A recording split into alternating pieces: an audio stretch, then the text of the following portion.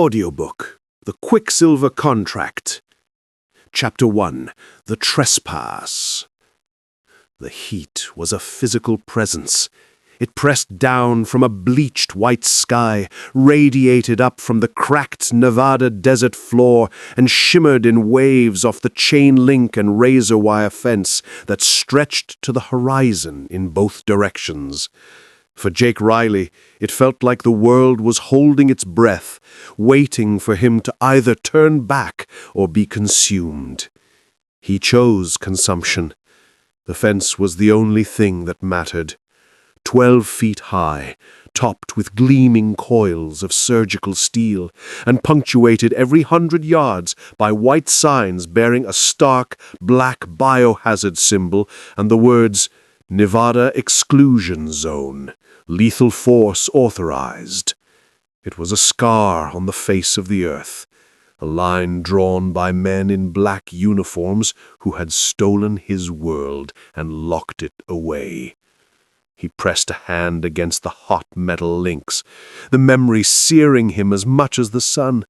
It played out behind his eyes for the 1,000th time, sharp and cruel as broken glass. The pre-dawn raid, the splintering crash of his front door, men in tactical gear, no faces, just dark helmets and the muzzles of rifles. They hadn't said a word to him, just shoved him against a wall, but they had spoken to Lily. His sister, all of 14 years old, with eyes that held the same deep blue as a desert twilight, had looked at them not with fear, but with a strange, unnerving calm. "It's time, isn't it?" she had asked. The lead agent had simply nodded, and they had led her out to a black, unmarked van. Jake had screamed, fought, and earned nothing but the cold, hard stock of a rifle to his temple for his troubles. When he came to, his town, Redemption, was being evacuated, and the fence was going up. That was 6 months ago. 6 months of dead-end phone calls, stone-walled officials, and the gnawing, acid certainty that they hadn't just taken her, they had taken her in there. He had spent weeks scouting the perimeter, living out of his beat-up truck, using his old park ranger skills to track the warden patrols. They were predictable, militaristic, and overconfident. They never looked down. That's where he found it. A deep washout carved by a flash flood, a muddy wound running right under the concrete footing of the fence. It was a tight squeeze, a grave-like crawl space of dirt and rock. He didn't hesitate. Leaving his pack on the outside, he got on his belly and pushed himself into the darkness. The barbs of the razor wire above snagged at his jacket, tearing the fabric with a sound like a predator's growl. The smell of dust, baked creosote, and something else, something sterile like ozone after a lightning strike, filled his lungs. He squirmed, kicked, and finally tumbled out the other side into the shadow of the fence. He was in. The air felt different here, heavier, charged. He stood up, brushed the dirt from his clothes, and took his first breath as a ghost in a dead land. There was no turning back now. Lily was in here somewhere, and he would tear the zone apart, 1 inch at a time, until he found her. The awakening. The first step was a declaration of intent. The second was a mistake. A wave of vertigo so intense it buckled his knees, sent him crashing to the ground. His skull felt like it was being squeezed in a vice, a high-frequency ringing, screaming between his ears. An aneurysm, the final, catastrophic failure of his own biology in the face of this tainted earth. He thought, absurdly, so this is how it ends. Poisoned by the air. But it wasn't an end. It was a beginning. As the pain began to subside, replaced by a dull, throbbing ache, he noticed a faint, ghostly light bleeding through his eyelids. It wasn't the sun. It was something else, something internal. Cautiously, he opened his eyes. The world swum back into focus, but it was overlaid with a filigree of pale blue light, a translucent film that seemed to hover half an inch from his retinas.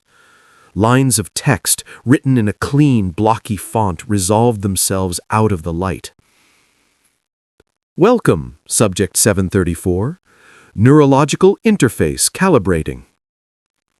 Vital signs: stable. Heart rate 112 BPM. Adrenaline levels high. Status effect acquired. T-zone exposure minor. Long-term effects unknown. Cellular degradation possible. Jake blinked. The text remained. He scrambled backwards, scrubbing at his eyes with the heels of his hands, but the display was as much a part of his vision as the floaters he'd had since he was a kid. It was a HUD, a heads-up display, ripped straight from one of the video games Lily used to play. I saw a health bar in the lower left corner, a small map in the upper right that was currently just a gray, fogged-out circle with a single dot representing him, and in the center, a new block of text appeared. Skill slot available 1. Engage in repeatable actions to unlock relevant skills. He shook his head, a raw, choked laugh escaping his lips. He was hallucinating. The stress, the heat, the grief, it had finally broken his mind. That had to be it. He was a park ranger, a man of dirt and trees and animal tracks, not a character in a science fiction story. But the display was unshakable, its light steady, its information clear.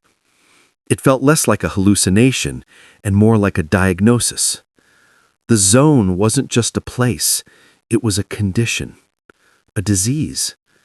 And the interface flickering in his vision was the first symptom, a constant, terrifying reminder that whatever he was now, he was no longer just Jake Riley. He was Subject 734. The first anomaly. Pushing the intrusive, impossible HUD to the back of his mind was like trying to ignore a nail hammered into his skull. He decided to treat it as a symptom of zone sickness, a fever dream he'd eventually wake from. He had to focus. He needed water, shelter, and a vantage point.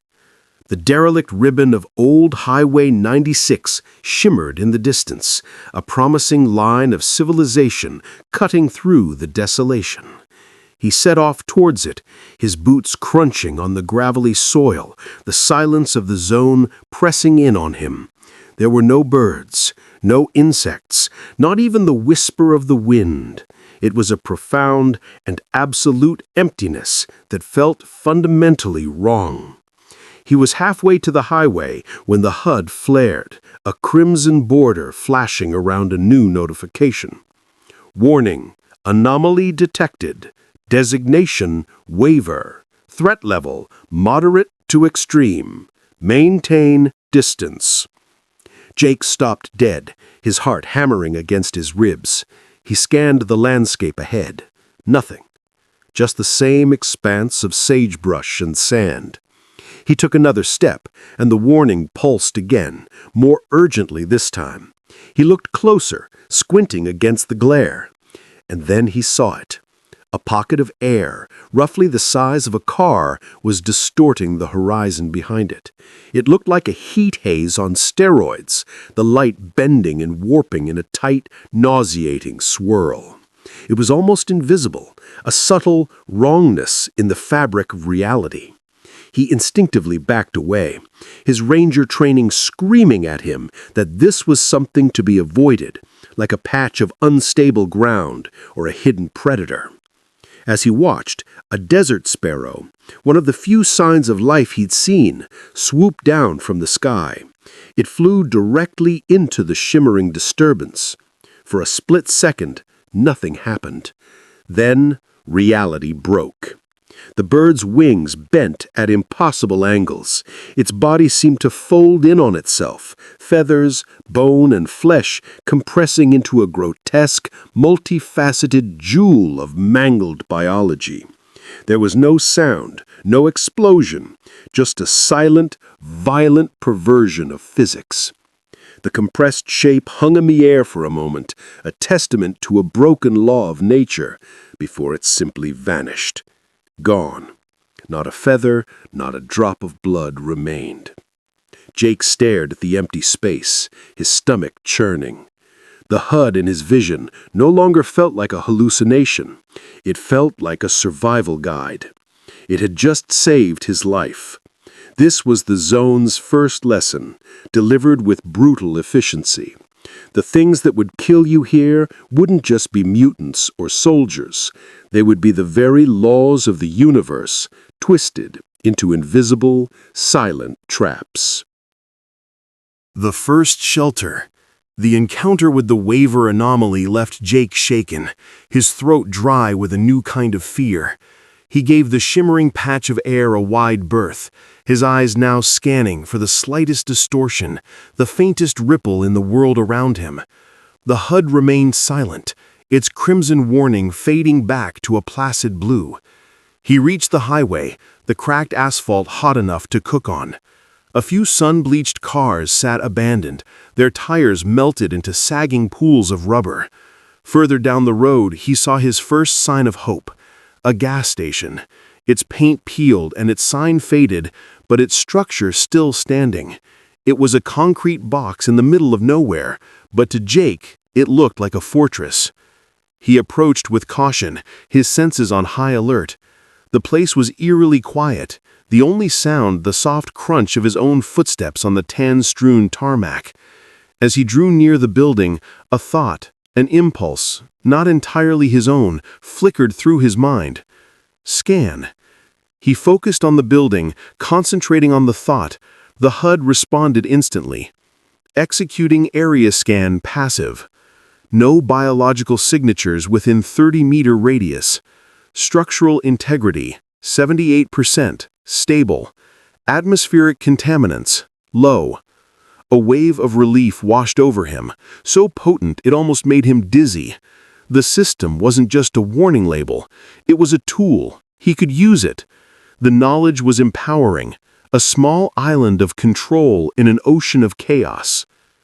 The gas station was a single-story building with a large plate glass window in the front that was miraculously intact, albeit covered in a thick layer of grime.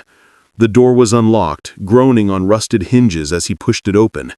The interior was a time capsule of the last normal day. Dust motes danced in the shafts of light piercing the grimy windows. A rack of faded magazines stood by the counter, their headlines celebrating celebrities and political scandals that now seemed to belong to a different century.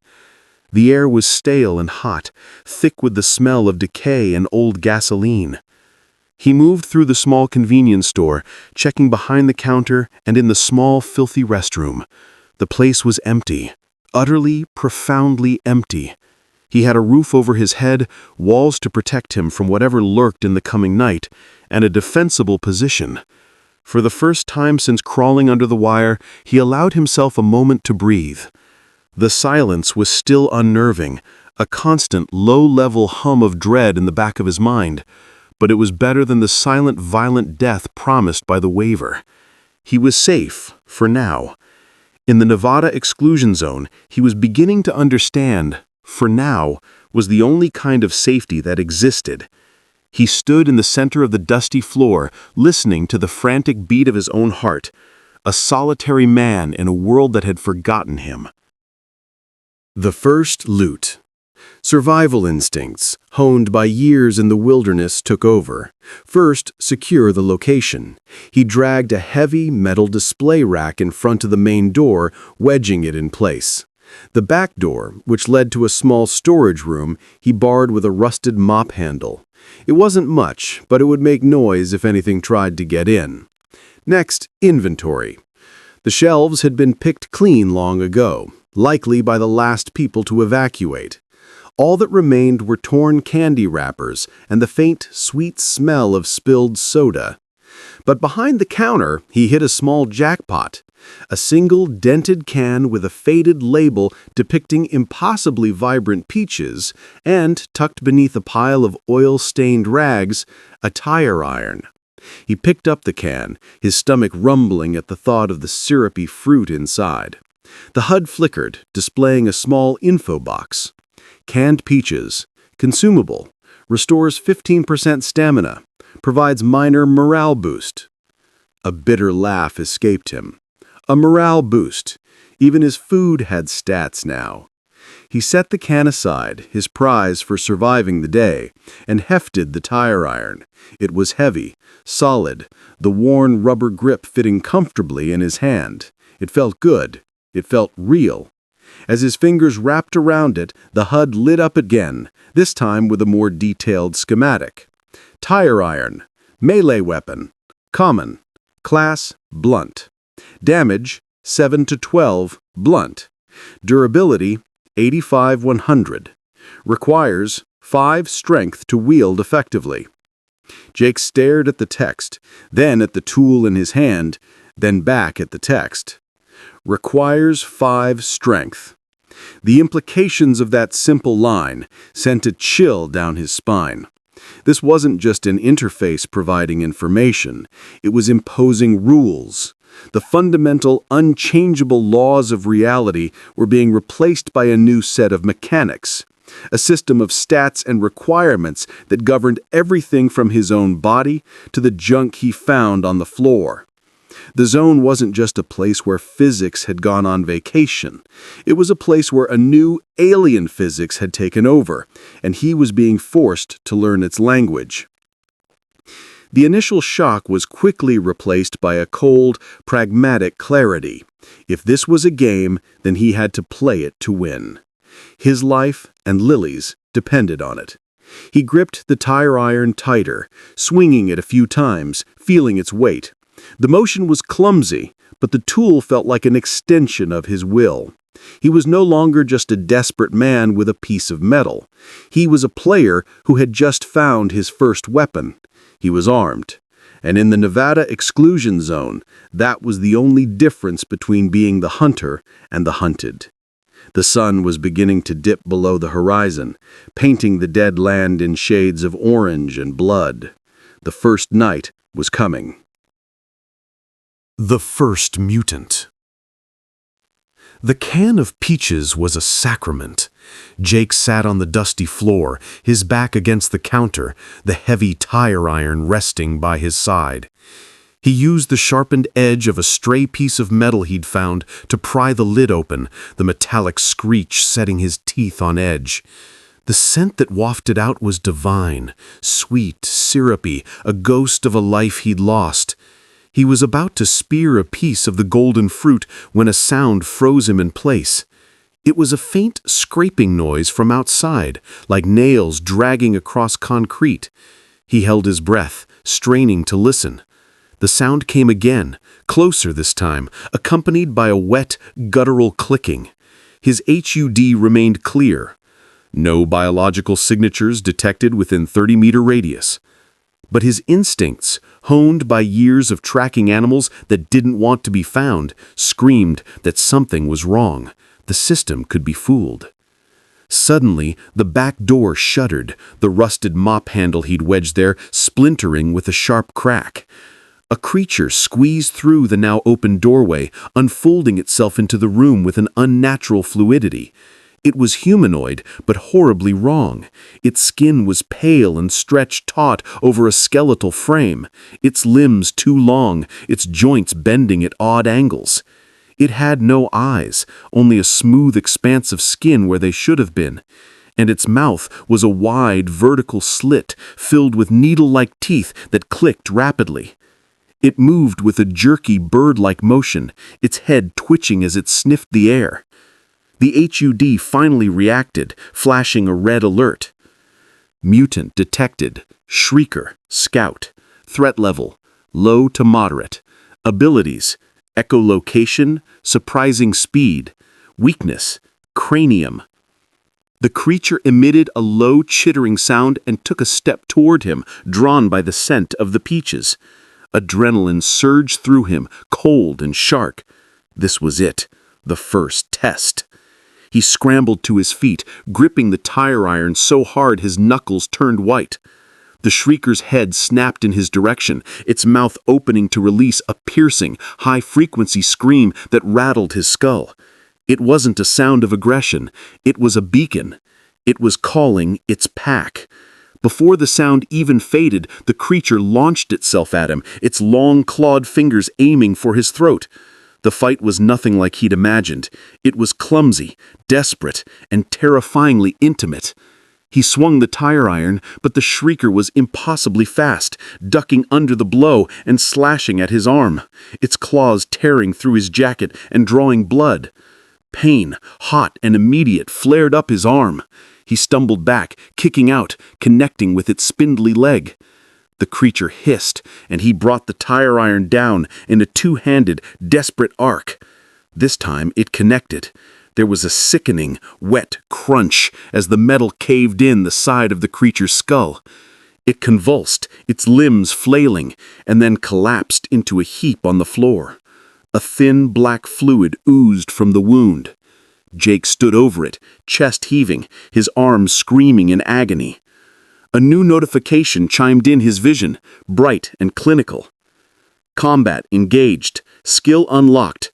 Blunt weapon proficiency, level 1. Damage with blunt weapons increased by 5%. He stared at the message, then at the dead thing on the floor. He hadn't just survived, he had leveled up. The thought was so insane, so utterly detached from the bloody reality of the moment, that all he could do was laugh, a harsh, ragged sound in the suffocating silence of the gas station. The first contact. The laughter died in his throat, replaced by the sharp, metallic tang of his own blood. The gash on his forearm was deeper than he'd thought, a set of 4 parallel cuts that welled with dark crimson. He tore a strip from the bottom of his shirt and wrapped it tightly around the wound, his hands shaking. The dead shrieker lay on the floor, a grotesque stain on the cracked linoleum. He had won, but the victory felt hollow. The creature's scream still echoed in his ears, a promise of more to come. He was alone, injured, and hopelessly out of his depth. "You're a noisy one." The voice was a low, gravelly rasp, and it came from the front of the store. Jake whirled around, raising the blood-slicked tire iron, his heart leaping into his throat. A man stood there, framed by the grimy front window. He was old, maybe in his late 60s, with a face like a dried-up riverbed and a sparse gray beard. He wore a patched-up duster over practical, worn-out cargo pants, and a wide-brimmed hat shadowed his eyes. He wasn't armed with anything more than a long, gnarled walking stick, but he held himself with the quiet confidence of a man who had seen everything and was impressed by nothing. He glanced from Jake to the dead shrieker, his expression unreadable. "Just one?" the old man asked, his voice betraying a hint of, was it disappointment? "They usually travel in 3s. You got lucky." He took a slow step into the store, his movements deliberate. Jake tightened his grip on the tire-on. "Stay back," he warned, his own voice sounding thin and reedy to his ears. The old man stopped, raising his hands in a placating gesture. "Easy there, son. I'm not looking for a fight. The name's Silas." He nodded towards Jake's arm. "That's a nasty cut. Those things carry all sorts of filth in their claws. You'll want to clean that out proper, unless you fancy watching your arm turn black and fall off." Silas exuded an aura of pragmatic survivalism. He wasn't a threat. He was a fact of the zone, as real and as weathered as the cracked asphalt outside. He looked at Jake, his eyes finally showing a flicker of interest as they scanned him up and down. "You're a greenhorn, fresh meat. I can smell the outside on you." He gestured with his chin toward the open can on the floor. "I'll trade you a sterile suture kit and a bottle of antiseptic for that can of peaches." The offer was a test. Jake knew it. In this new world, trust was a currency, and this was the first transaction. He looked at his bleeding arm, then at the old man's steady gaze, and finally at the promise of sweet, life-affirming fruit. His survival instincts warred with the gnawing hunger in his belly. After a long moment, he gave a slow, reluctant nod. "Deal," he croaked. Silas smiled, a brief, humorless crack in his leathery face. "Good man," he said, shrugging a worn canvas pack from his shoulder. "Rule number 1 out here, kid. Everything has a price." The rules. Silas was efficient. He cleaned the wound with a stinging, clear liquid that made Jake hiss in pain, then expertly applied a series of butterfly closures to seal the cuts. As he worked, he talked, his voice a steady, low murmur that filled the oppressive silence of the gas station. "So, the system's woken up for you, has it? Saw you staring at that tire iron like it was speaking to you. Don't trust it. Not completely." He taped a clean bandage over the wound. "It'll tell you what something is, but it won't tell you the whole story. It'll tell you an anomaly is stable, but it won't tell you it's about to collapse. It's a tool, not a god. A lot of greenhorns forget that. Their names end up on the long list of the dead." He finished his work and sat back on his haunches, finally accepting the can of peaches Jake pushed towards him. He opened a small penknife and speared a slice of fruit, chewing it with a slow, deliberate relish. "You got a name, greenhorn?" "Jake," he answered, flexing his bandaged arm. The pain was a dull, manageable throb now. "Well, Jake," Silas said between bites, "you're standing in the shallow end of the deepest, darkest ocean on Earth. The NEZ isn't just a place, it's a living thing, and it's hungry." He used his knife to point west, towards the setting sun. "Out there you got the wardens, government boys in shiny armor. They think they run the border. They're predictable, greedy, and stupid. They'll shoot you for trespassing, or they'll tax you for it, depending on their mood. Avoid them." He then pointed east, toward the darkening heart of the zone. "In there, that's where the real weirdness lives. You'll hear it on quiet nights. A low hum, like a power station the size of a mountain. Some say it's the source of all this, the engine of the zone. The closer you get, the worse it gets. The mutants get bigger, the anomalies get smarter, and the prizes get richer." He finished the peaches, licking the syrup from his knife. "You got a lucky with that shrieker, but luck runs out fast in the NEZ. You need to learn the rules, and learn them quick." He looked Jake in the eye, his gaze sharp and serious. "Lesson 2. The zone doesn't give a damn about you. It will kill you by accident, on purpose, or just because you were in the wrong place at the wrong time. It's your job to make sure you're not." The first artifact. "Come on," Silas grunted, gesturing with his head towards the door. "Night's coming, but there's still light enough for a proper education." He led Jake out of the relative safety of the gas station and back into the alien landscape. The setting sun cast long, distorted shadows that made the familiar desert scrub look like grasping claws. Silas stopped and picked up a handful of small, half-inch nuts from a pouch at his belt. He handed a few to Jake. "Bolts," he said simply. "Best friend a prospector has."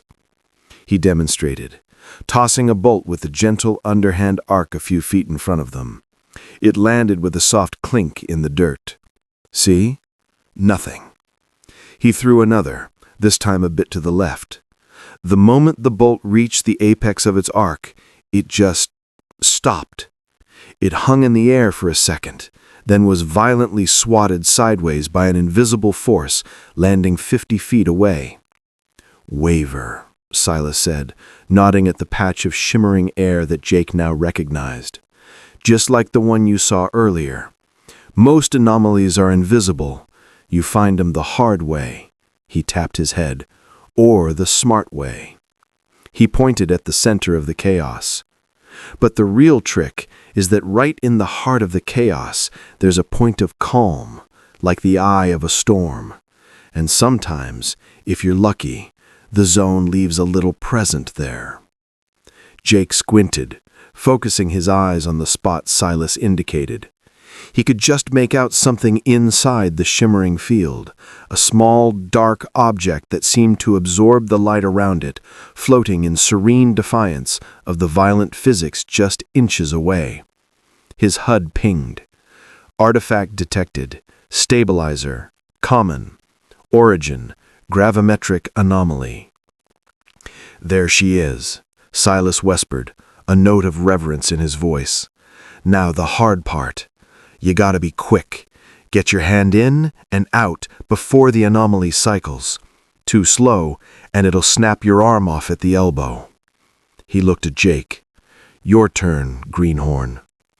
Jake's blood ran cold. This was a test, a hazing ritual in this insane new world. He took a deep breath, his heart pounding a frantic rhythm against his ribs. He remembered the bird, the way it had been twisted and erased from existence. He took a step forward, his hand outstretched. The air grew thick, charged with static electricity that made the hairs on his arm stand on end. He followed Silas's instructions, taking a final deep breath and plunging his arm into the shimmering distortion. The sensation was indescribable, a feeling of being pulled in 1,000 directions at once, a nauseating lurch as his own physical form was assaulted by alien forces. His fingers brushed against the cool, smooth surface of the artifact. He grabbed it, clenched his fist, and yanked his arm back just as he felt a powerful, crushing pressure begin to build. He stumbled back, falling into the dirt, clutching his prize. His arm was intact, and in his palm lay a small, perfectly smooth, matte black stone that felt strangely heavy for its size. Artifact acquired. Stabilizer. Type, passive enhancement. Effect, reduces minor tremors and improves aim by 10%. Absorbs low-level kinetic impacts. Value, 500 credits. He stared at it, a wave of adrenaline and triumph overwhelming him. He had faced the zone's invisible death and stolen its treasure. He had earned this. The first night. As the last sliver of the sun vanished, the Nevada Exclusion Zone transformed. The oppressive heat of the day bled away, replaced by a profound, chilling cold. The sky, stripped of its haze, became an impossible canopy of sharp, brilliant stars. But the beauty was a lie. With the darkness came the true residents of the zone. A chorus of howls, screeches, and guttural clicks rose from the desert, a symphony of hunger and violence. The single shrieker had been a scout. Now its pack had come to investigate. "They're here," Silas stated, his voice calm as he peered out the grimy window of the gas station. 6 of them, maybe more. Jake joined him, his knuckles white where he gripped his tire iron. In the pale moonlight he could see them, gaunt, pale shapes flitting between the abandoned cars, their movements quick and predatory. His HUD was a Christmas tree of red alerts. This wasn't a fight, it was a siege. "We barricaded the doors," Jake said, his voice tight. Silas shook his head. "That won't hold them. They'll find a way or make one." He pointed to the large plate glass window at the front of the store. "That's our weak point." The first shrieker hit the glass with a sickening thud, its claws scraping uselessly against the thick pane. Then another joined it, and another. A web of cracks spread across the glass. "Get ready," Silas said, hefting his gnarled walking stick like a club. The artifact, the stabilizer, was in Jake's left pocket. He could feel a faint, almost imperceptible vibration emanating from it, a low thrum that seemed to steady his shaking hands. The HUD displayed a new passive buff next to his health bar. Hashed, stabilized. The effect was tangible. The panic that had been threatening to overwhelm him subsided, replaced by a cold, focused calm. The tire iron no longer felt clumsy in his grip. With a final explosive crash, the window gave way and the shriekers poured in, a tide of pale limbs and clicking teeth. The fight was a blur of chaotic motion. Silas was a whirlwind of controlled violence, his walking stick a blur as he cracked skulls and shattered limbs with brutal efficiency. Jake was less elegant, but no less determined. He swung the tire iron, his movements guided by the newfound stability the artifact provided. Each blow landed with solid, bone-jarring force. A shrieker leapt at him, and he pivoted, bringing the iron bar around in a horizontal arc that connected with its neck, sending it spinning into a display rack. Another tried to flank him, and without thinking, he thrust his left arm forward. The creature's clawed hand struck his forearm, but instead of tearing flesh, there was a dull thud, as if it had hit a solid block of wood. A faint shimmer of light flared from the artifact in his pocket. It had absorbed the blow. He didn't waste the opportunity, bringing the iron bar down on the creature's exposed head. They fought back to back, a grizzled veteran and a desperate newcomer, holding the line against the horrors of the night. Hours seemed to pass in a red haze of violence. Finally, the last shrieker fell, its death rattle a final, wheezing click in the sudden silence. The gas station was a wreck, the floor littered with the broken bodies of the mutants. As the first faint hint of dawn painted the eastern sky, Jake stood amidst the carnage, covered in sweat and black viscous fluid, his muscles screaming in protest. He had survived. He looked out at the zone, at the strange, beautiful, and terrifying world that had tried its best to kill him. He was no longer just a trespasser. He was a prospector, and his hunt had only just begun. Chapter 2. The Last Stop. The dawn did little to soften the edges of the previous night's brutality. The gas station was a charnel house, the air thick with the coppery ozone smell of mutant blood. Jake moved stiffly, his muscles a symphony of aches and bruises, but he felt a current of something new and unfamiliar running beneath the pain. Confidence. He had survived. He had fought and won. Silas, seemingly unaffected by the night's exertions, was methodically salvaging teeth and claws from the dead shriekers, dropping them into a canvas pouch. Bounty, he explained without looking up. The brokers at the last stop pay a few credits for a handful. Proves you've been busy. He finally straightened up, wiping his knife clean on a dead creature's hide. Speaking of which, we can't stay here. The big one's scream will draw more than just its pack. Scavengers of all shapes and sizes will be coming to pick at the leftovers. We need to move. He looked at Jake, his gaze appraising. You're tough, kid. I'll give you that. You've got the instincts. But instincts won't get you a new water filter or a box of ammo. For that, you need to trade. And there's only one place to do that within a 2-day walk. The last stop. He described it as a neutral ground, a fortified truck stop that had, some unspoken agreement, become the zone's only real hub of commerce. It was a wretched hive of scum and villainy, in his words, but it was their hive. It's where prospectors offload artifacts, buy gear, and, most importantly, trade information, Silas continued, his voice dropping slightly. It's a cesspool of rumors, but even a cesspool has gold at the bottom if you're willing to sift through the filth. I've heard whispers about the wardens, that they aren't just guarding the border, that they're running operations deep inside the NEZ, bringing things in and taking things out, secret convoys, strange cargo. He paused, letting the words hang in the air. If anyone knows about kids being brought into this place before the lockdown, it'll be the info brokers at the last stop. It'll cost you, though." The words hit Jake with the force of a physical blow, a lead, a real tangible thread to pull on. Lily, the entire reason he was here, the risks, the mutants, the system flickering in his vision, it all faded into the background, replaced by a single, sharp point of focus.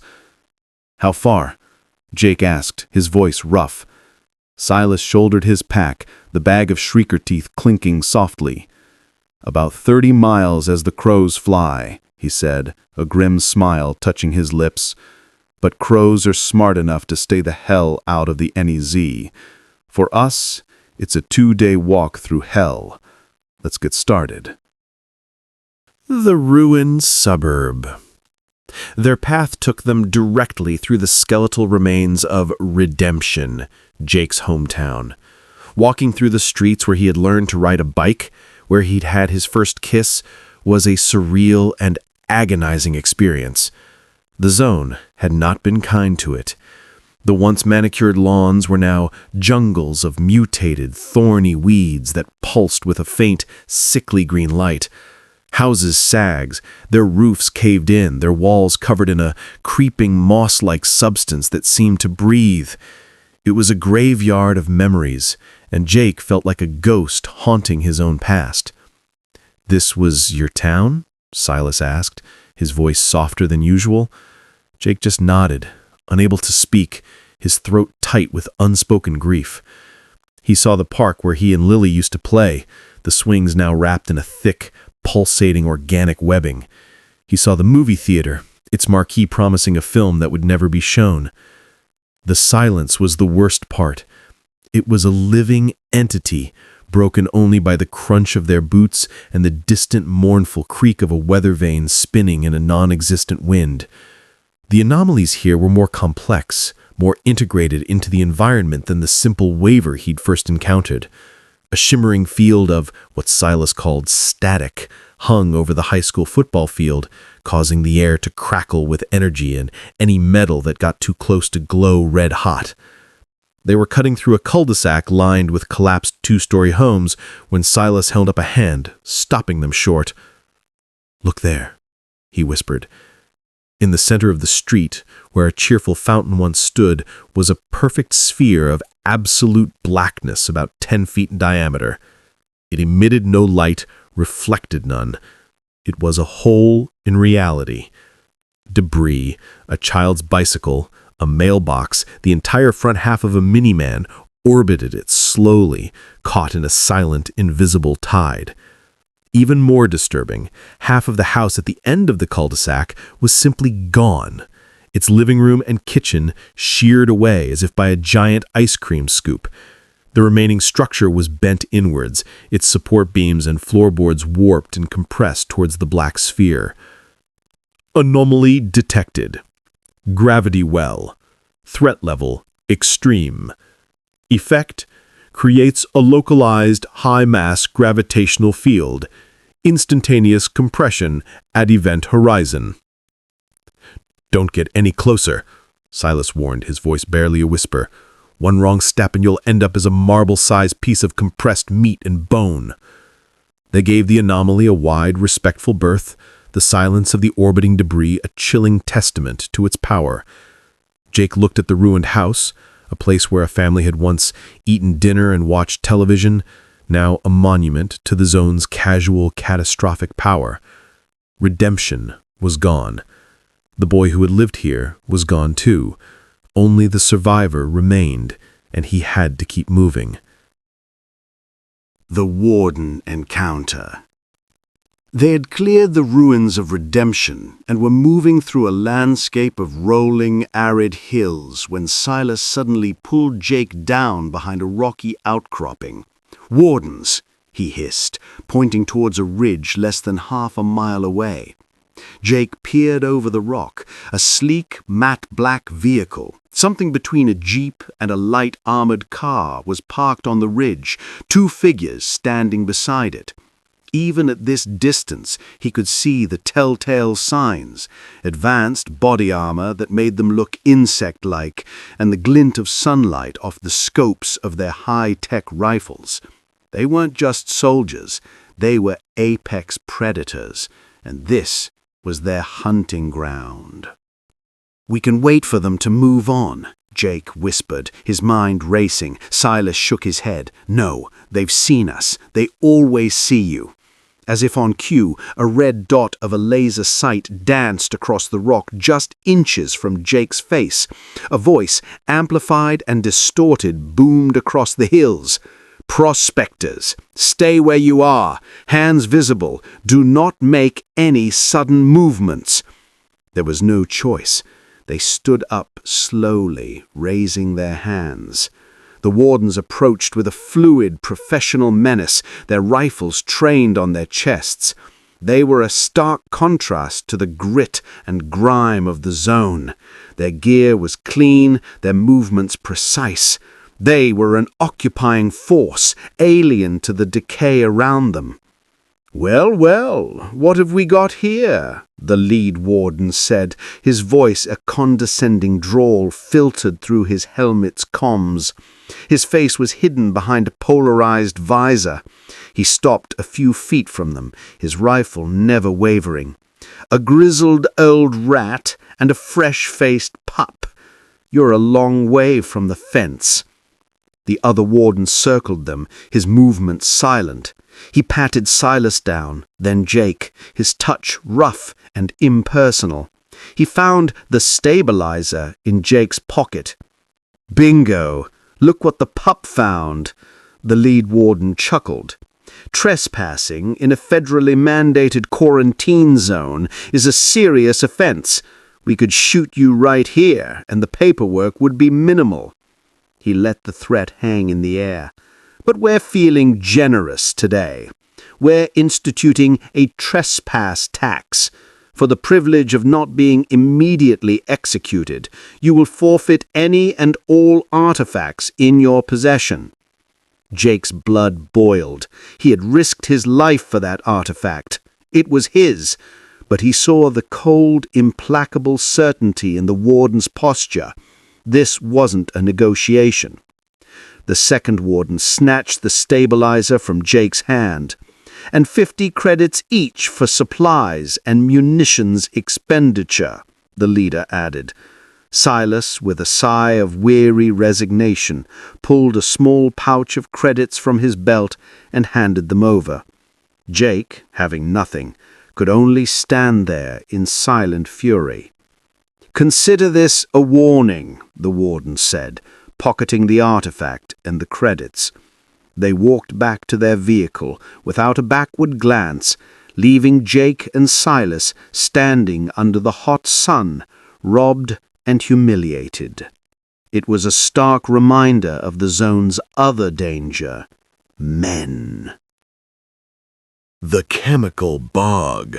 The encounter with the wardens left a bitter taste in Jake's mouth that had nothing to do with the zone's contaminated air. They had been stripped of their only valuable find and some of their precious funds, a setback that felt more personal than any mutant attack. Silas, however, seemed to take it in stride.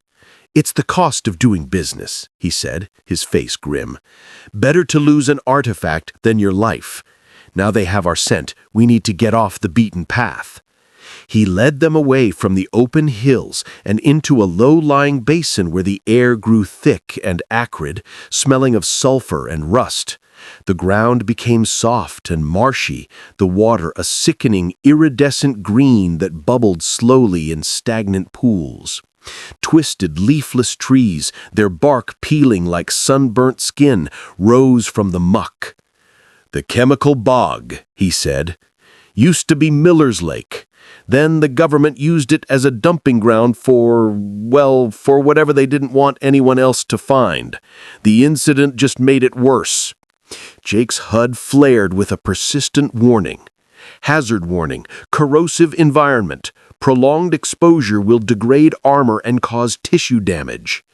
They picked their way carefully, hopping from one patch of semi-solid ground to the next. The mud hissed and steamed where their boots touched it. It was slow, treacherous going. The silence here was different from the deserts. It was a wet, heavy silence, broken by the plopping of gas bubbles and the soft squelching sound of their progress. It was halfway across the bog that they encountered its native inhabitants. A ripple disturbed the surface of a nearby pool, and something slid out of the green water. It was an amorphous, gelatinous blob the size of a large dog, its body a translucent sack of bubbling green acid. It had no discernible features save for a few half-dissolved animal bones floating within its mass. Mutant detected, crawler, threat level moderate, abilities acid spit, amorphous body, weakness extreme cold not applicable. Before they could react, it propelled itself forward with a sickening lurch, and a glob of acid shot from its body, sizzling through the air. Silas shoved Jake aside, taking the hit himself. The acid struck his lower leg, and he cried out in pain as his cargo pants instantly dissolved, the flesh beneath smoking and blistering. Another crawler slid out of a different pool, cutting them off. They were trapped. Silas, gritting his teeth against the pain, swung his walking stick, but it passed through the creature's gelatinous body with a wet squelch, having little effect. "Don't let them touch you," he yelled, stumbling back. His leg was a mess, the acid eating away at his calf. They were in serious trouble. The moral choice. Panic, cold and sharp, threatened to overwhelm Jake. They were surrounded by corrosive sludge, facing creatures that couldn't be fought with blunt force, and his only companion was now seriously injured. Silas was grimacing, leaning heavily on his stick, his face pale with shock and pain. The crawlers were closing in, their movements slow but inexorable, leaving trails of smoking melted earth in their wake. It was in that moment of rising despair that a new sound cut through the bog's gurgling silence. A human cry for help, choked with terror. "Help! Please, somebody! It's got my leg!" The voice came from a cluster of dead trees about 50 yards to their left. Peering through the haze, Jake could just make out a figure. Another prospector, pinned to the ground at the water's edge. One of his legs was trapped under a sunken log, and a third crawler was slowly advancing on him, its acidic body bubbling with anticipation.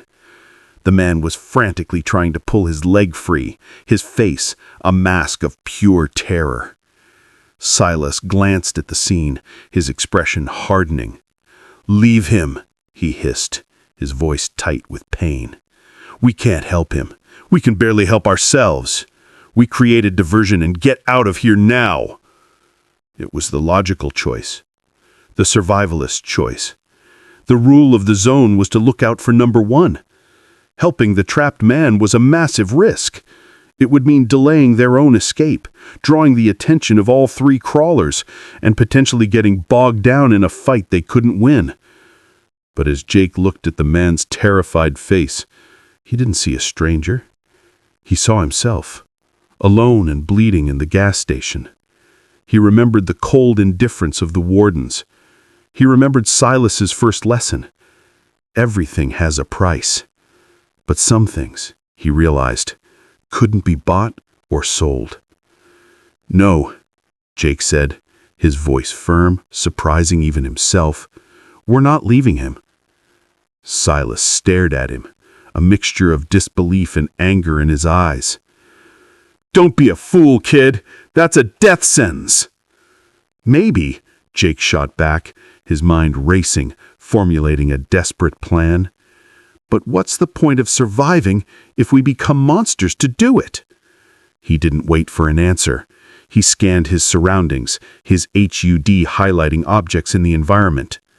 He saw a rusted, half-submerged oil drum a few feet away. An idea, reckless and insane, sparked in his mind. "Cover me!" he yelled to Silas. He took a running start, leapt on a solid-looking patch of ground, and shoved the heavy drum with all his might. It rolled with a great groaning splash into the bog, directly between them and the two crawlers. The creatures, simple-minded and drawn to the biggest disturbance, immediately changed course, sliding towards the drum and beginning to spew their acid on its metal surface. It bought them precious seconds. "The other one!" Jake shouted, already moving towards the trapped prospector. He wouldn't let the zone take another victim. Not today. The rescue. Action is a cure for fear. The moment Jake committed to his reckless plan, the icy grip of panic loosened, replaced by a surge of pure, focused adrenaline. He sprinted towards the trapped prospector, his boots finding purchase on patches of solid earth he hadn't noticed before. The world narrowed to the 50 yards of treacherous ground between him and the desperate man. The third crawler, a monstrous undulating sack of green acid, turned its attention towards him. It reared up, and a volley of corrosive globules arced through the air. Jake didn't break stride. He ducked, weaved, and slid, the acid splashing into the mud just inches from his boots, filling the air with a hiss like frying bacon. Behind him, he heard Silas roar in defiance. There was a sharp crack, followed by a bright flash and a cloud of acrid smoke. The old man had thrown something, a phosphorus grenade or a homemade chemical explosive, not at the crawlers, but into a pool of stagnant, chemical-laden water. The reaction was immediate and violent, a geyser of foul-smelling vapor erupting into the air, creating a temporary opaque screen. It was the perfect diversion. Jake reached the trapped man, who was now staring at him with wide, incredulous eyes. You actually came?" the man stammered. "Everyone runs." Jake ignored him, his focus entirely on the problem at hand. The man's leg was wedged tight beneath a massive, waterlogged tree trunk. "What's your name?" he grunted, jamming the end of his tire iron into the gap between the log and the bog floor. "Evan," he gasped, his face pale with pain. "It's broken, I think." "Doesn't matter if it's broken if you're dissolved. On 3, I lift, you pull. Ready? 1, 2, 3. He put every ounce of his strength into it, his muscles screaming in protest, the veins on his neck standing out like cords. The log shifted, groaning as it lifted just a few precious inches. Evan screamed, a sound of agony and effort, and yanked his mangled leg free. The crawler, having navigated the smokescreen, was now just feet away. Jake didn't have time to use the tire iron as a weapon. He grabbed Evan by the collar and dragged him backwards away from the creature's reach, just as it lunged, its acidic body flopping onto the spot where they had been a second before. They were clear. For now. A debt repaid. Their retreat was a chaotic, stumbling mess. Jake and Silas half-carried, half-dragged the injured Evan between them. Every step was a gamble, the ground beneath them threatening to give way. Silas's leg was a wreck, the acid burn a vicious weeping wound that left him hobbling and grimacing with every movement. The two crawlers they had initially distracted were now on their trail, their slow but relentless pursuit a constant, terrifying pressure at their backs. "Can't keep this up," Silas panted, his face ashen. "They'll catch us in the open." They were losing ground, the acidic stench of their pursuers growing stronger. It felt hopeless. This was how it ended, not in a blaze of glory, but in a slow, agonizing slog through a toxic swamp. "Wait," Evan gasped, fumbling in the large, waterproof pack on his back. "I think I have something." With his free hand, he pulled out a device that looked like a small metallic canister covered in dials and wires. It was clearly a piece of custom salvage tech. "Tinker's Special," he said with a weak grin. "Last one I've got. It's a resonance cascade. Might work, might also liquefy our insides. Cover your ears." He twisted a dial at the top of the canister. A low hum began to emanate from it, rapidly rising in pitch until it was a piercing, almost unbearable whine. He thumbed a button and, with a final surge of strength, threw the device into the bog between them and the advancing crawlers. For a moment, nothing happened. Then, the air itself seemed to shudder. The surface of the green water vibrated, forming concentric ripples that spread out from the canister. The crawlers convulsed. Their gelatinous bodies began to bubble violently, not with acid, but as if they were boiling from the inside out. Their forms lost cohesion, breaking apart into smaller and smaller blobs before dissolving completely into the green ooze of the bog, leaving nothing behind but the lingering, high-pitched whine of the device. A notification chimed in Jake's vision, a welcome sight after the relentless warnings. Threat neutralized. EXP gained 150. They collapsed onto a patch of solid ground, chests heaving, the silence that followed the sonic assault feeling as loud as an explosion. Evan looked from Jake to Silas, his expression deeply serious. "You saved my life," he said, his voice raw with emotion. "No one does that out here. No one. I owe you. Anything you need, gear, repairs, tech, you find me at the last stop. My debt is good." The arrival at the last stop. The rest of the journey was a grueling test of endurance. Evan, true to his word, proved invaluable. He produced a medical kit from his pack that was far more advanced than Silas's simple sutures. It contained a spray-on coagulant that staunched the bleeding from his own leg, and a tube of neutralizing gel that, when applied to Silas's burn, seemed to instantly halt the acid's corrosive effect, reducing the searing pain to a manageable ache. The act solidified a bond between the three men, forged in the shared crucible of the bog. Silas's initial hostility towards Jake's altruism melted into a grudging respect, while Evan's gratitude was palpable. They were no longer just two prospectors and a stranger. They were a unit, a temporary alliance against the zone's relentless hostility. After another day of navigating the treacherous landscape, they saw it. Rising from the desolate plains like a mirage, the last stop was a monument to human tenacity. It was an old highway truck stop, transformed into a veritable fortress. A 20-foot wall, a chaotic mosaic of welded scrap metal, burned-out car chassis, and reinforced concrete barricades encircled the entire compound. Automated gun turrets, salvaged and jury-rigged, sat atop watchtowers, their red optical sensors sweeping the perimeter. The glow of powerful floodlights pushed back the encroaching twilight, creating an island of harsh artificial light in the vast darkness. It was brutal, ugly, and the most beautiful thing Jake had ever seen. As they approached the main gate, a massive sliding slab of reinforced steel, they were bathed in the glare of a spotlight. A voice crackling over a loudspeaker ordered them to halt and state their business.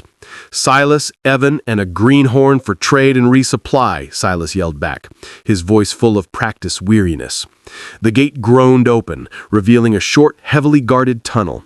Inside, they were subjected to a decontamination scan, a shimmering blue light passing over their bodies. Biological contaminants, minor. Corrosive agents, trace. Radiation levels, nominal, flashed the HUD. Once cleared, they stepped out of the tunnel and into the heart of the last stop.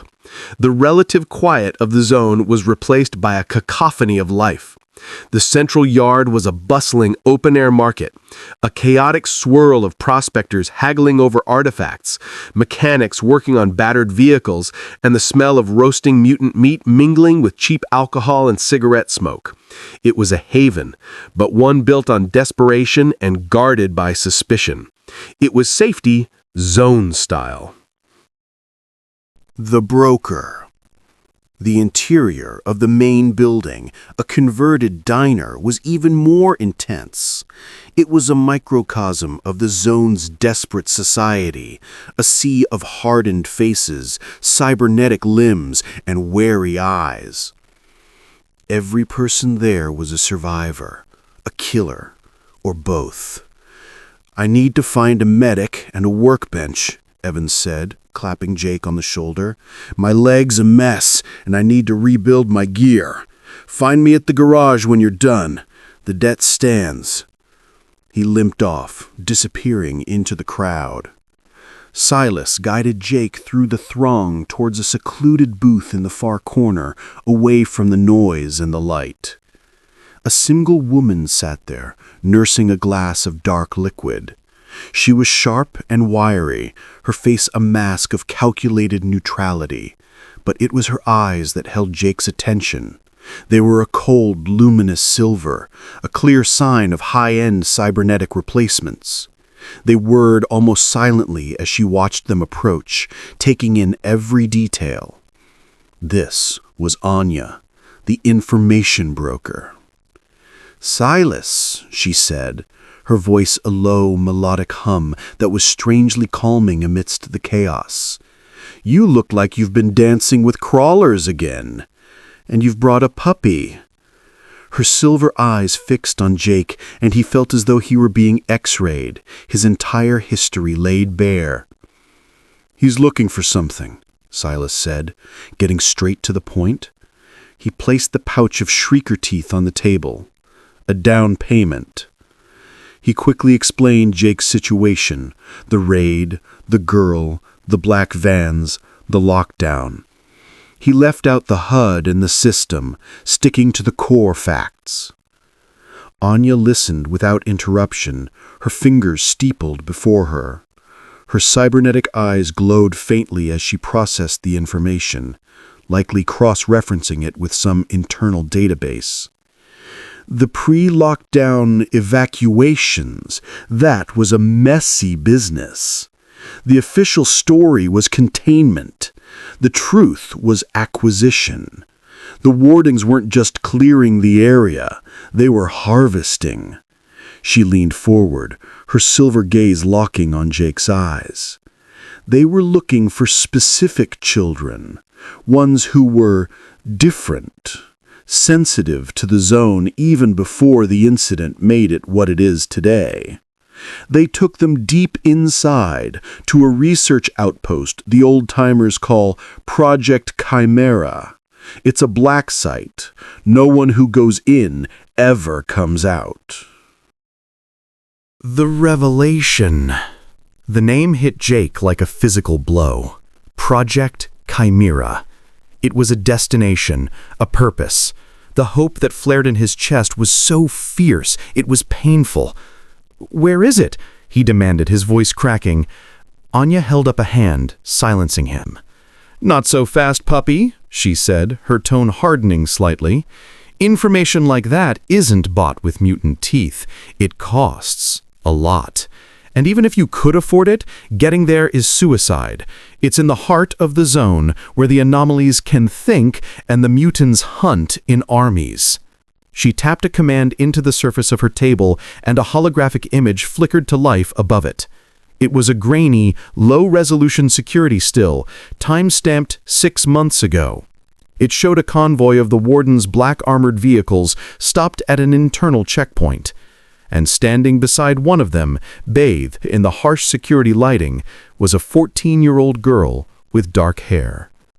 Jake's breath caught in his throat. It was Lily, his sister. She was alive. But as he looked closer, a profound wrongness settled over him. She wasn't scared. She wasn't crying. She was standing perfectly still, her hands at her sides, staring directly at the security camera that had captured her image. Her expression was one of serene, unnerving calm. And her eyes. Even in the grainy image he could see it, they were glowing with a faint but unmistakable blue light, the same color as the text of his own HUD. She didn't look like a prisoner. She looked like she was exactly where she was supposed to be. As his mind reeled, trying to process the impossible sight, the system in his own vision flared to life, overriding everything else. A new window popped up, its border flashing with a golden, high-priority light. Primary objective acquired. Investigate Project Chimera. Locate Subject 0. Warning: high-level psionic resonance detected originating from objective coordinates. Extreme caution advised. Subject 0. The words echoed in the sudden, ringing silence of his mind. He looked at the image of the girl who was his sister, but was also something more, and he understood. He wasn't just on a rescue mission anymore. He was on a collision course with the very secret that lay at the dark heart of the Nevada Exclusion Zone, and Lily was waiting for him there.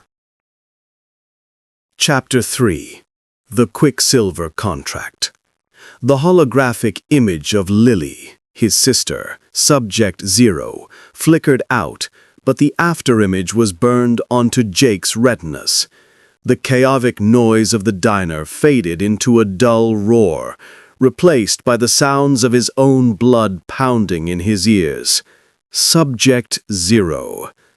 Psionic resonance. The clinical, terrifying words of the system echoed in his mind, overlaying the memory of his sister's placid, glowing eyes. She wasn't a prisoner. She was something else, something the zone had made. Silas put a steadying hand on his shoulder, a silent, grounding gesture in the whirlwind of Jake's thoughts. "Easy, kid," the old man murmured, his voice a low rumble. "Breathe." Jake took a ragged breath, turning his wild eyes from the empty table back to Anya, the information broker. Her cybernetic silver eyes watched him with an unnerving lack of emotion, like a scientist observing a specimen. "What is Project Chimera?" Jake asked, his voice barely a whisper. "What did they do to her?" Anya leaned back, taking a slow sip of her drink. "They didn't do anything to her, puppy," she corrected, her tone cutting. "They found her, and others like her. The lockdown wasn't just to contain the anomalies, it was to study the source. Some people are like tuning forks for the zone's frequency. They resonate with it. The wardens call them sensitives. Your sister, she's not just a tuning fork, she's the whole damn orchestra." The confirmation sent a chill down Jake's spine. This was bigger than a kidnapping. It was an evolution, an ascension, and Lily was at the center of it. "I need the coordinates," Jake said, his voice finding a new hard edge. "I'll pay. I'll get you whatever you want." A flicker of something that might have been amusement crossed Anya's face. "Credits won't buy this, puppy. The wardens would pay a fortune to keep that location secret. Exposing it would bring down a world of hurt on me. No, for information this valuable, I require a trade of equal or greater value. I need an artifact." She tapped the table again, and a new image appeared, a complex shimmering object that looked like a sphere of liquid mercury, constantly shifting and reforming its own shape. Artifact scan. Quicksilver core. Rare. Origin, high-energy EM anomaly. The eggheads on the outside call it a Quicksilver core, Anya said. It's a data storage device of non-terrestrial origin. They'll pay a king's ransom for it. There's only one place known to spawn them. The old DARPA research facility, deep in the eastern sector. The locals call it the Echo Labs. It's lousy with electronic anomalies and old-world security AI that's gone insane. She looked him dead in the eye. "Bring me the core, and I'll give you a ghost. I'll give you the exact location of Project Chimera." It was an impossible task, a suicide mission to trade for a suicide mission. But it was the only path forward. "We have a deal," Jake said, without a moment's hesitation. Cashing in debt. The garage at the last stop was a stark contrast to the chaotic central market. It was a cathedral of scavenged technology, smelling of ozone, hot metal, and lubricant. Pistons hissed, plasma cutters threw showers of sparks, and the air hummed with the energy of half a dozen generators. Presiding over this kingdom of controlled chaos was Evan.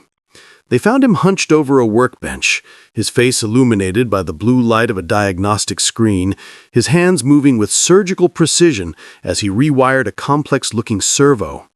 His broken leg was encased in a powered exoskeleton brace of his own design, allowing him to stand and move, albeit with a slight limp.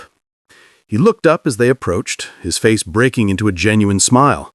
"Jake! Silas! I was wondering when you'd show up." "The medic patched me out, but my residence cascade is a total loss. Had to build a new one from scratch." "We need to talk," Jake said, getting straight to the point. "You said you owed us." Evan's smile faded, replaced with a look of serious focus. He wiped his hands on an oil-stained rag and turned his full attention to them. "The debt is good. What do you need?" Jake laid it all out. The information from Anya, Project Chimera, Lily, and the impossible trade for the Quicksilver Core. He told him about the Echo Labs and its rumored electronic threats. He expected hesitation, maybe a counteroffer, a way to pay off the debt with a few pieces of gear. Instead, Evan's eyes lit up with a feverish, almost manic excitement. "The Echo Labs," he breathed, his voice full of reverence. "They say it's a treasure trove of pre-incident tech. Old DARPA prototypes, experimental power sources, a tinker's paradise." He looked from Jake to Silas, a grin spreading across his face. "This isn't repaying a debt, my friend. This is an opportunity. You didn't just save my life, you've handed me the most interesting technical challenge I've faced in years." He hobbled over to a large, grease-stained schematic pinned to a sheet of metal on the wall. Automated security, electronic ghosts, high-energy anomalies. This is a puzzle of engineering. A very, very dangerous puzzle. He tapped the schematic. "To survive in there, you won't need bigger guns. You'll need smarter gear. I can build it. I can build you an EMP shunt to disable the AI, a spectral dampener to get you past the ghosts. But I'll need parts, rare ones, and I'll need them fast." He handed Jake a datapad with a list of components. "This is your shopping list. Get me these, and I'll make you a Ghostbuster." The Market of Whispers. Armed with Evan's list, Jake and Silas plunged back into the swirling chaos of the central market. It was a disorienting assault on the senses. The air was a thick soup of smells, sizzling mutant steaks, acrid chemical cleaners, unwashed bodies, and the faint, unsettling sweetness of zone herbs being sold as dubious cure-alls. Every face in the crowd was a story of survival, etched with scars and suspicion. Prospectors in patched-up armor haggled with vendors, selling everything from scavenged military rations to polished inert artifacts that were little more than pretty paperweights. It was a society built on the edge of a knife, where a single wrong word could start a brawl, and a handful of credits could buy a man's life.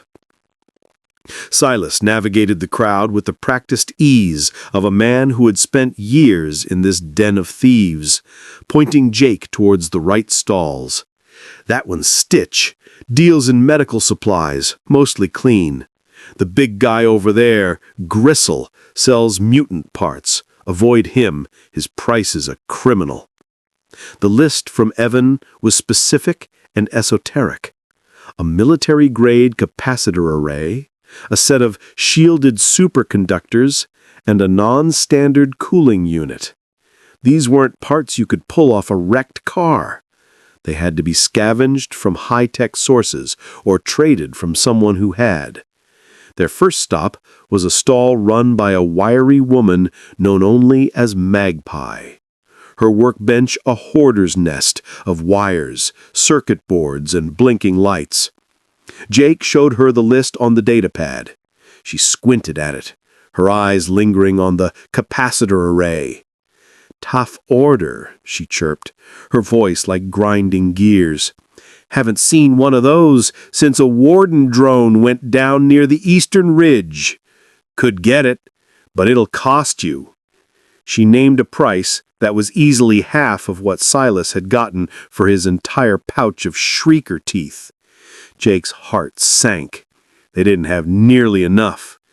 As he was about to argue, his HUD flickered, highlighting a small, unassuming power converter, half buried under a pile of junk on her table. Item scan. CX7 power converter. Damaged. Note: contains a functional, military-grade focusing crystal. Market value, crystal only, 800 credits. An idea sparked. "What about a trade?" Jake asked, pointing to the converter. "I'll take that piece of junk off your hands. And 100 credits for the capacitor array." Magpie scoffed. "That thing's worthless, and I want 300. "That worthless converter has a focusing crystal in it that's worth more than the array," Jake countered, his voice steady.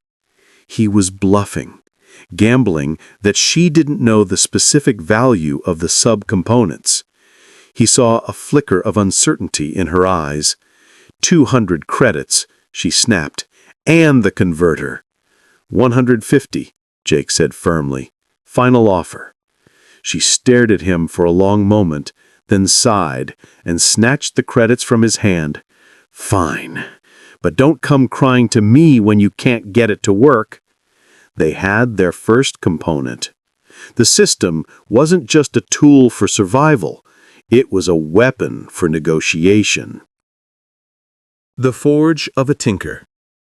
They returned to the garage hours later, weary but successful. Their meager funds were gone, traded away in a series of tense negotiations and clever barters, but they had every item on Evan's list. They found him not waiting, but already working, having disassembled several of his own devices to prefabricate the chassis for the new gear. When he saw the components they'd brought, his face lit up with the pure, unadulterated joy of a master craftsman receiving a delivery of perfect tools. "Beautiful," he murmured, holding the capacitor array up to the light. "Absolutely beautiful. Now, the real work begins." What followed was not work, it was art. Evan moved around his workshop like a conductor leading an orchestra of machines. He didn't just assemble the parts, he fused them, modified them, and improved upon their original designs. He used a plasma welder to attach scavenged armor plates to Jake's worn jacket, reinforcing the chest and shoulders. A notification popped up in Jake's HUD. "Item upgraded. Reinforced prospector jacket. Armor rating increased by 15. Durability 95%. He took Jake's simple tire iron, sawed off the lug nut socket, and expertly welded a heavy, weighted head in its place, embedding a series of high-discharge capacitors within it. He wired it to a power cell on Jake's belt. "The Persuader," Evans said with a grin. "Primary function is blunt force trauma. Secondary function," he flicked a switch on the handle, and the head sparked with vicious blue electricity, "is non-lethal, mostly pacification." But his true masterpiece was the device he built to handle the Echo Labs. Using the parts they had acquired, he constructed a complex gauntlet that fit over Jake's left forearm. It was a dense piece of technology, bristling with emitters, heat sinks, and a central focusing crystal, the very one from Magpie's junk pile. "I call it the Nullifier," Evan explained, his voice filled with pride, as he calibrated its output. "It has two modes, The first is a wide-spectrum EMP burst. It'll temporarily disable any automated security in a 30-foot radius. But its real trick is the second mode. He flicked a switch on the handle, and the crystal in the center of the gauntlet began to glow with a soft, pulsating light, emitting a low, almost subsonic hum. This creates a localized dampening field. In theory, it should make you invisible to the things Anya mentioned, the electronic ghosts. It won't last long, and the power drain is immense, but it should be enough to get you in and out of the hot zones. He attached the gauntlet to Jake's arm. It felt heavy, powerful, a tangible symbol of their progress. He was no longer just a kid with a tire iron. He was equipped.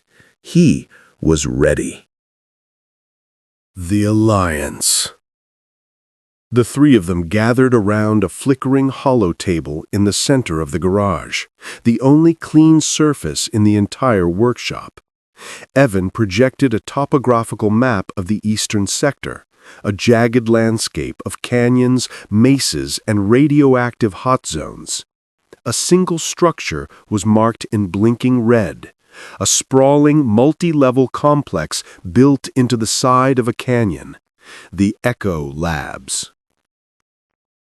"It's a fortress," Silas said, his voice a low growl as he traced a potential route with his finger. "Built to withstand a direct nuclear strike. The main entrance will be a death trap. But there are service tunnels, old ventilation shafts, drainage systems, used to run supplies in and out back in the day. They're not on any official maps." His finger stopped at a narrow fissure miles from the main facility. "Here, this should lead into the lower sublevels. It'll be a tight squeeze, and probably full of crawlers and God knows what else, but it's our best way in. Once you're inside, you'll be dealing with the phantoms," Evan added, pointing to the main lab complex on the map. "That's what the few who've gotten close call the security AI. It's not just a simple program anymore. The zone's energy, the constant data flux, it's mutated. It doesn't just control the turrets and doors, it can manifest, create electronic ghosts that can fry your brain through your own HUD. That's where the nullifier comes in. The dampening field should hide your electronic signature, let you walk right past them, in theory." The plan was insane, built on a foundation of shoulds and maybes. They would be walking into a high-tech haunted house in the middle of a radioactive wasteland to steal a magic rock for a cyborg information broker. Jake looked at the two men beside him. Silas, the grizzled survivor who had become his reluctant guide. Evan, the brilliant but eccentric engineer bound to him by a life debt. They were all broken in their own ways, castaways in a world gone mad. But here, in the flickering light of the map, they were a team. "I can't ask you to do this," Jake said, his voice quiet but clear. "This is my fight." Silas snorted. "You think I'm letting you go in there alone with a fancy new toy you barely know how to use? I've survived this long by not being stupid, kid, and that would be stupid." Evan chimed in, leaning on his workbench. "Besides, I have a professional interest in seeing my work tested in the field, and that debt isn't fully paid until you're back here in one piece." He looked at Jake, his expression serious. "We're in this together." Jake looked at the map, then at his new allies. The crushing weight of his objective felt a little lighter. He wasn't alone anymore. "All right," he said, a slow grin spreading across his face. "Let's go hunt a ghost." The departure. Leaving the last stop was like stepping off a cliff into a silent, bottomless ocean. The moment the massive steel gate groaned shut behind them, the cacophony of the outpost, The haggling, the machinery, the generators was sliced away, replaced by the profound, oppressive silence of the zone. The contrast was jarring. One moment they were surrounded by the desperate pulse of humanity. The next, they were utterly alone in a world that had forgotten them. They stood for a moment in the harsh glare of the outpost's floodlights, 3 solitary figures on the edge of a vast, sleeping wasteland. The mission ahead felt less like a journey and more like a final, irreversible trespass. "All right, gear check," Evans said, his voice sounding small in the sudden quiet. His methodical nature was a comfort. He moved between them, making final adjustments to their equipment. He tightened a strap on Silas's pack, checked the power reading on Jake's Persuader, and ran a final diagnostic on the nullifier gauntlet. Its crystal, pulsing with a soft, steady light. "Everything's green. The power cell for the gauntlet is at 100%, but don't get cocky. The dampening field will drain it in minutes. Use it only when you have to." Silas, meanwhile, scanned the horizon, his weathered eyes missing nothing. "The eastern sector's different," he said, his voice a low grumble. "Fewer mutants of the flesh and blood variety, more things that mess with your head. The air itself feels wrong out there. Keep your wits about you. Trust your gut, but verify with your gear. And if something feels too good to be true, it's a trap." He turned to Jake, his expression uncharacteristically serious. "Anya gave you a suicide mission, kid. Don't think for a second she expects us to come back. She's just throwing rocks at a hornet's nest to see what happens." Jake nodded, the weight of the old man's words settling on him. He felt the heavy, solid presence of the nullifier on his arm. It was more than a tool. It was a promise. "Let's go hunt a ghost," he said, echoing his own words from the garage. This time, they didn't sound brave or confident. They sounded like a prayer. With a final shared look, they turned their backs on the last bastion of civilization and walked out into the encroaching darkness, their footsteps the only sound in a world holding its breath. The contract was sealed not in ink, but in the dust of the Nevada desert, and the price was to be paid in full. The Canyon of Whispers. Their route, plotted by Silas from a combination of old survey maps and prospector rumors, led them into a winding network of deep, narrow canyons. The rock formations here were bizarre, twisted into unnatural shapes by the incident. The canyon walls were lined with veins of a dark, crystalline mineral that seemed to absorb the light, making the path ahead a corridor of perpetual twilight. As they ventured deeper, a strange phenomenon began. A faint, whispering sound filled the air, seeming to come from all directions at once. It wasn't the wind. It was clearer, more articulate. At first, it was just unintelligible murmurs, the sound of a distant crowd. But as they pressed on, the whispers grew more distinct, more personal. Anomaly detected. Echo rock. Threat level. Low. Psychological. Effect. Crystalline structures absorb and rebroadcast ambient psionic and electronic signals, including latent memories and subconscious thoughts. The warning on Jake's HUD did little to prepare him for the reality. He started hearing his own thoughts spoken out loud in a distorted, mocking tone. Then came the memories. The sound of Lily laughing as they ran through a sprinkler on a hot summer day. The angry, disappointed voice of his father after he'd been caught shoplifting as a teen. The whispers played on their deepest fears and regrets, a constant, insidious assault on their sanity. Silas would flinch occasionally, his hand going to the hilt of his knife, muttering names Jake didn't recognize. Evan was pressing the heels of his hands to his temples, his breathing shallow. It's a feedback loop. The rock is amplifying our own neural static. Don't listen to it. It's just noise. It's not real. But it felt real. A clear, terrified voice suddenly echoed through the canyon, a perfect phantom of sound. "Help! Please! Somebody! It's got my leg!"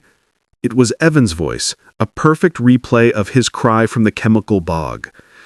Evan froze, his face going pale. "See?" Silas growled, grabbing his arm and pulling him forward. "It's a weapon. It uses your own past against you. Keep moving. Don't stop. Don't listen." Jake focused on the crunch of his boots on the gravel, on the rhythm of his own breathing, trying to drown out the phantom voices. But then he heard it. A whisper, clear as day, right beside his ear. It was Lily's voice, but not as a child. It was older, calmer, imbued with an impossible authority. "I'm waiting for you, Jake. Hurry." The canyon fell silent. The psychological assault had ended as abruptly as it began, but the message left Jake colder and more afraid than any random whisper ever could. The first phantom. They emerged from the canyons onto a high, windswept plateau. In the distance, silhouetted against the bruised purple of the twilight sky, was the monolithic structure of the Echo Labs, a dark scar carved into the side of a massive mesa. They had arrived. Silas led them to the fissure he'd marked on the map, a narrow, jagged crack in the rock face, barely wide enough for a person to squeeze through. A steady stream of cold, sterile-smelling air flowed from the opening, a sign that it connected to a larger ventilated system. This was their way in. They were about to enter when a flicker of movement caught Jake's eye. Standing directly in front of the fissure, where there had been nothing but empty rock a second before, was a shimmering, vaguely humanoid shape. It was like a heat haze, a distortion in the air, but it was coalescing, taking on a more defined form. "Evan, what is that?" Jake asked, his hand instinctively going to the persuader on his belt. "It's here," Evan breathed, his voice a mixture of terror and academic fascination. "A phantom." The thing had no discernible features, but Jake felt an overwhelming sense of being watched, analyzed, and found wanting. His HUD went haywire. The display filled with static, error messages flashed in unreadable code, and a piercing digital shriek blared directly into his auditory implants. A splitting headache slammed into him, so intense it made him dizzy. "Warning! Hostile electronic warfare detected. System integrity at 70%, 60%. Psionic override detected." "Nullifier, now!" Evan yelled. Jake fumbled with the gauntlet on his arm, his vision blurring, the digital scream in his head making it impossible to think. He found the activation switch and slammed it with his thumb. The crystal at the center of the gauntlet flared to life, and a low, resonant hum replaced the shriek in his head. A wave of invisible energy washed over them. The creature convulsed violently, its form flickering like a bad holovid. The static in Jake's HUD cleared, the headache receding instantly. The creature seemed to recoil from the dampening field, its form losing cohesion. With a final, silent scream that Jake felt rather than heard, it dissipated into nothingness, leaving only the cold wind and the smell of ozone. They stood in stunned silence, the hum of the nullifier the only sound. Jake checked the power cell. It had dropped to 80%. From a single 5-second burst. This was going to be a long night. Descent into the machine. The fissure opened into a cramped cylindrical maintenance tunnel. The transition was instantaneous and absolute. One moment they were in the organic, chaotic world of the zone. The next, they were inside the cold, logical heart of a machine. The walls were polished steel, slick with a strange, odorless lubricant that dripped from the ceiling in thick, slow drops. Massive bundles of armored cables, thick as a man's arm, ran along the walls and ceiling, all converging in the direction of the lab's core. The only light came from the intermittent glow of emergency strobes that cast their surroundings in a series of stark, unsettling snapshots. The air hummed with a low, constant thrum of latent power, the sound of a sleeping leviathan. "No turning back now," Silas muttered, drawing his shotgun. The enclosed space amplified every sound, the scuff of their boots, the rustle of their gear, their own ragged breathing. It was a claustrophobic's nightmare. They moved forward in a tight formation, Jake in the lead with the nullifier, Silas covering their rear, and Evan in the middle, his datapad out, scanning for energy signatures. The tunnel was a time capsule from a forgotten age. They passed maintenance alcoves filled with dusty, obsolete robotics and workstations where skeletal technicians in rotted lab coats were slumped over keyboards, as if they had simply fallen asleep at their posts decades ago. It was a sterile, silent tomb. But the silence was a lie. "Multiple power signatures ahead," Evan whispered, pointing his datapad down the corridor. "Dormant, but connected to a central network." As if on cue, a section of the wall ahead slid open with a hiss of hydraulics, revealing a ceiling-mounted security turret. A red optical sensor swiveled to fix on them. Before it could acquire a target lock, Jake raised the nullifier and triggered a short EMP burst. The turret sparked, convulsed on its mountings, and then went dark, its sensor fading to black. They hurried past it, their hearts pounding. The AI was aware of them. The passive defenses were waking up. This wasn't a dead facility, it was a dormant one, and they were trespassing in the mind of a sleeping god.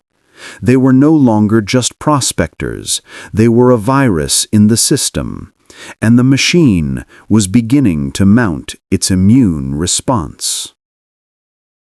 The threshold. The maintenance tunnel ended abruptly, opening onto a narrow catwalk that overlooked a cavern of truly impossible scale. They stood on the precipice, staring into the heart of the Echo Labs. The sublevel was a vast, cylindrical chamber, thousands of feet across and just as deep, a cathedral built to honor a god of science. The entire space was a lattice of catwalks, platforms, and monolithic structures that hummed with contained energy. It was a city unto itself, dark and silent, save for the ever-present thrum of the facility's core systems. And in the absolute center of this technological abyss, suspended in a shimmering web of magnetic containment fields, was their prize. It was a perfect sphere of roiling, unstable energy, a miniature captive star that pulsed with a blinding blue-white light. Every few seconds, a small globule of silvery, liquid-like material would drip from its surface, be caught by a tractor beam, and deposited into a shielded container. It was an anomaly, tamed and turned into a factory. "The Quicksilver Core Forge," Evan breathed, his voice filled with awe. "They didn't just find an anomaly, they built a goddamn stable housing for it."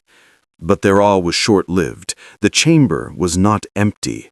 Dozens of automated security drones, sleek, black machines, armed with pulse rifles, moved through the air on silent grav lifts, their patrol routes a complex, interwoven ballet of death.